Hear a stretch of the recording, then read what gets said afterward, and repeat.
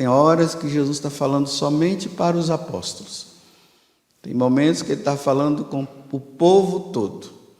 Agora ele está se dirigindo aos anciãos e também aos sacerdotes. E ele conta essa parábola dizendo que o reino dos céus é como uma festa de casamento. Ou melhor, é como uma grande festa. Jesus mostra que lá no céu haverá uma grande festa. E geralmente quando Jesus faz a comparação da festa, ele sempre faz a comparação da festa de um casamento. Porque lá no céu vai ter o encontro da igreja com o seu esposo. Então, a igreja se encontra com Jesus e lá no céu vai ter uma festa para sempre. Então Deus agora, ele está convidando o povo para essa festa. Vamos lá, olha, sai chamando por aí. E uma decepção, aqueles que são convidados acabam não querendo ir, porque estão agarrados às coisas desse mundo, aos bens materiais desse mundo. Nunca tem tempo, vocês já perceberam, né? Que tem muita gente que não tem tempo para Deus. Não tem tempo para as coisas de Deus. Tem tempo para tudo, menos para Deus. Então o que é que Deus faz? Olha, então separa. Aqui fala até que manda matar tudo. E depois vamos convidar então aqueles que não foram convidados. E justamente aqueles que não foram convidados antes e foram convidados agora, eles se abrem. E aqui vai falando da conversão das pessoas, né? Porque na verdade Jesus está falando para aqueles anciãos: olha, vocês foram convidados primeiros e vocês não quiseram. Então, se vocês não querem, você vê como é que Jesus fala indiretamente para que eles possam pensar que Jesus esteja falando para eles mesmo? É para eles que Jesus está falando, eles não quiseram. Então vamos pegar o povão, vamos pegar os pagãos, vamos chamar aqueles que não queriam saber. E são justamente esses que acabam indo. Agora aqui tem um detalhe, e é nesse detalhe que nós precisamos nos deter diante dessa parábola. Imagina, né? Está tendo uma festa, o dono da casa dá uma olhada assim, de repente ele vê uma pessoa lá que está com uma roupa diferente. Mas que história é essa? Por que essa questão da roupa diferenciada? Antigamente, quando as pessoas eram convidadas para a festa, o dono da casa dava uma roupa para os participantes. Então, aquele dali não recebeu, entrou de penetra, ele não podia estar lá. Aí, o dono da festa olha para ele, ainda chama ele de amigo e diz assim: amigo, como foi que você entrou aqui se você está sem o traje?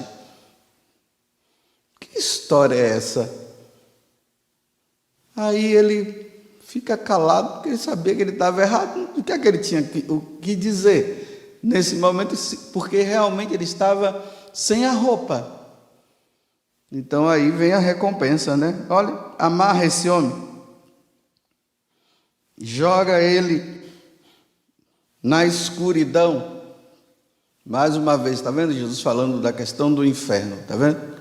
Amarra ele, joga na escuridão, e lá haverá choro e ranger de dentes.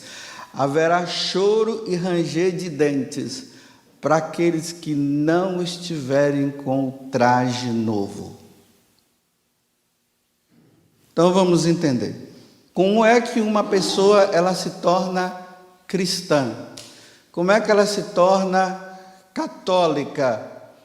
Ela é um pagão que de repente se encontra com Deus e resolve entrar no caminho.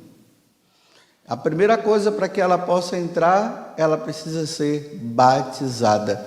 E aqui nós vamos relembrar, né, o nosso batismo. Depois que a pessoa ela é batizada.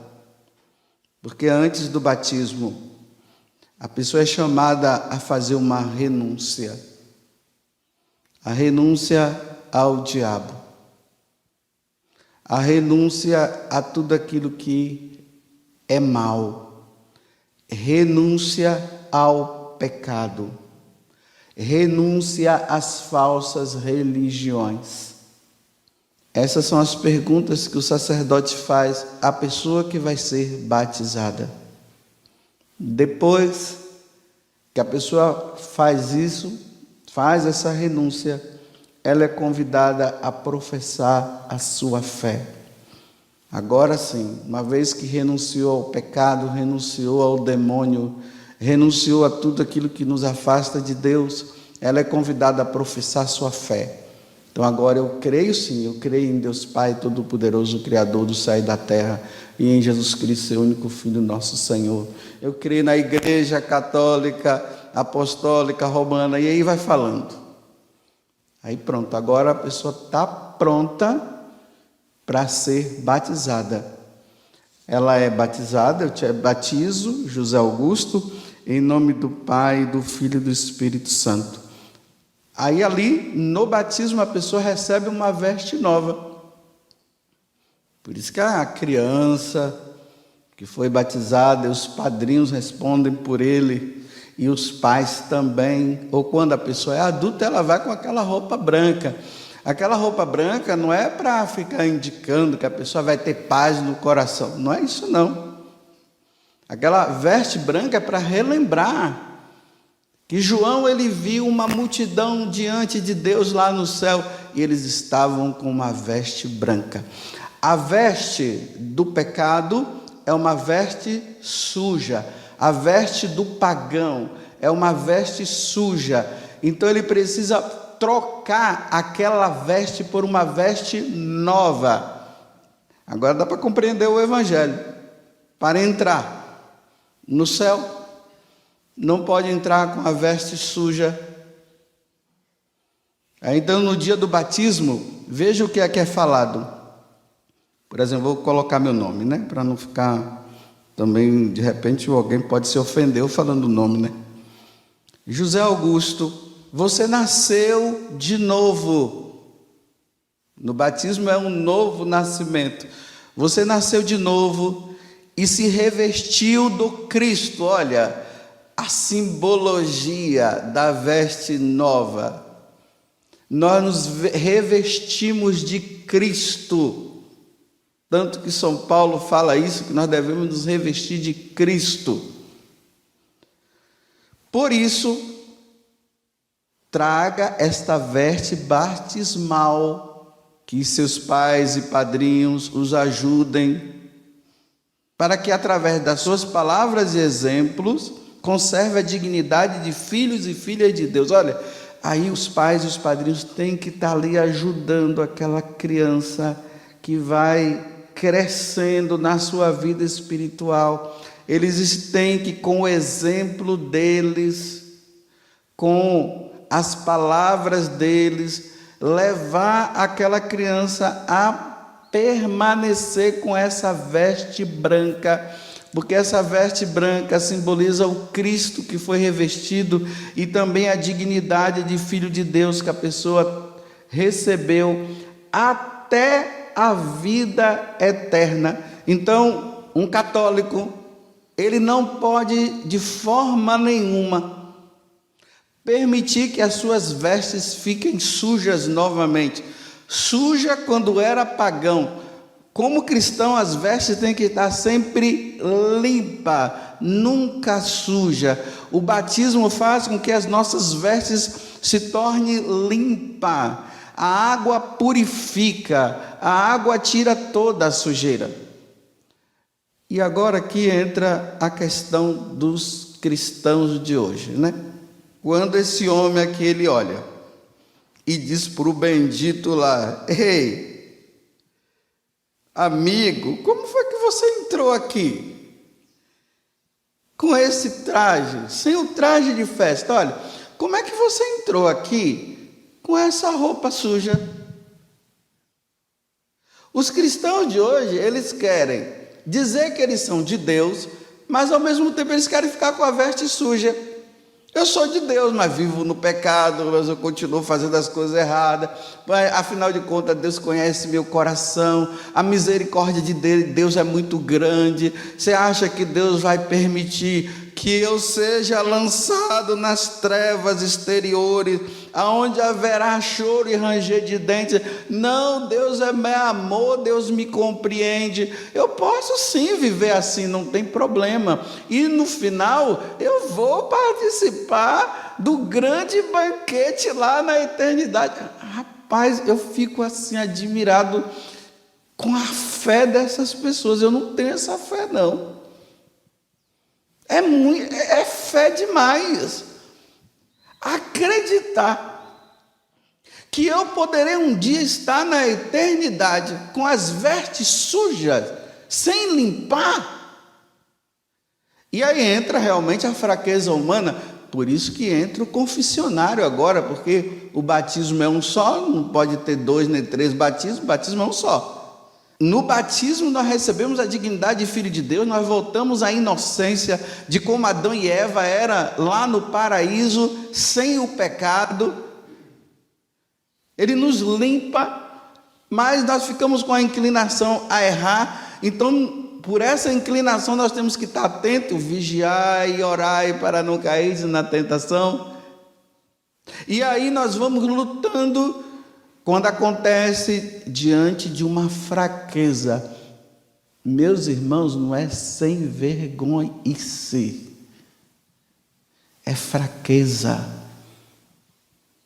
Pode ser que diante de uma fraqueza, aquele homem ou aquela mulher acabem adulterando. Diante de uma fraqueza, sabe lá como, eu acabo roubando, então eu me sujo. Diante de uma situação lá, eu acabo matando, sei lá. E aí eu tenho que voltar, porque minha roupa ficou suja de novo. Tem que ficar limpa de novo, as vestes deverão ficar limpas. Busca-se um sacerdote, porque é no confessionário que se recebe o perdão dos pecados após o batismo. Antes do batismo, o perdão dos pecados acontece no batismo. Depois do batismo, o perdão dos pecados acontece no confessionário. É no confessionário que acontece o perdão. Sem o confessionário não tem não. Então a roupa sujou, limpa logo, porque a hora pode estar chegando. Dom Bosco, ele falava muito isso. Meus filhos, limpem, estejam sempre limpos. Cuidado, meus filhos, com o pecado, porque vocês não sabem a hora. E Deus poderá vir te chamar e vocês irem para o inferno. Dom Bosco falava assim. Então a nossa roupa, ela não pode. Então tá bom. Eu repito, não por sem vergonhice, porque tem pessoas que estão pecando por sem vergonhice. Eles vão e pecam mesmo e dizem assim, depois lá no céu, Deus vai me perdoar. Isso se chama presunção, pecado de presunção. A pessoa acha que não tem problema, ela entra na soberba, no final tudo vai terminar bem, e não se preocupa em limpar. Aí a pessoa vai, né? Ela morre, a alma vai diante de Deus, e ali está a questão, meus irmãos. É como esse homem aqui, a alma vai suja. Quando eu peco, eu me torno inimigo de Deus quando eu peco. A minha alma, ela fica suja. Vocês não veem, só Deus vê. Só Deus enxerga. Alguns santos falam que a nossa alma fica fedida, é uma imundície que fede, mas nós não sentimos, nós não cheiramos. Deus vê isso. Então a alma, ela vai suja. Aí ela chega lá suja, aí Deus olha para ele e diz assim: ei, você não está com a veste limpa? O que aconteceu? Meus irmãos, o que nós iremos dizer diante de Deus? Vamos justificar? Você viu que o cara aqui ficou calado? O que nós iremos dizer na hora do nosso julgamento, quando nós formos diante de Deus? Nós vamos justificar o quê? Nós vamos dizer assim: ah, Senhor, o Senhor sabe, né? Era meu coração, o Senhor sabia do meu coração. Ah, Senhor, o Senhor sabia que era minha fraqueza, mas não lutou, né? Ah, Senhor, o Senhor sabe, né? Todo mundo fazia, eu também fiz. É isso que você vai falar? É isso que eu vou falar? Meus irmãos, diante de Deus não se tem o que falar.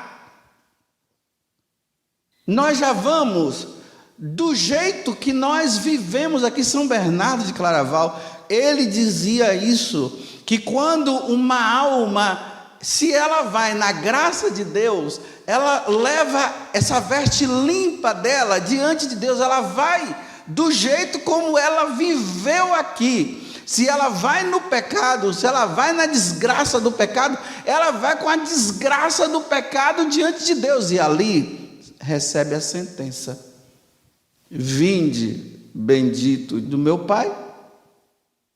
Ou ele vai dizer: afastai-vos de mim, que é o que está dizendo aqui. Amigo, o que é que você está fazendo aqui?